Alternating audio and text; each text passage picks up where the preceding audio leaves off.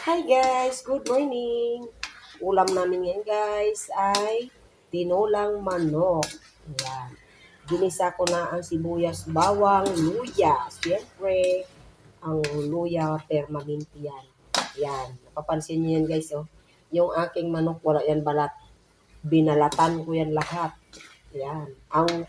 Ito lang ang hindi natanggalan ng balat, yung wings. Ayan, dinagyan ko na din yan ng patis. At ang ating gulay ay dahon ng sili at sayote. Ayan guys, abangan. Ayan na guys, luto na ang ating tinulang manok. Ayan, nilagyan ko siya ng tanlan.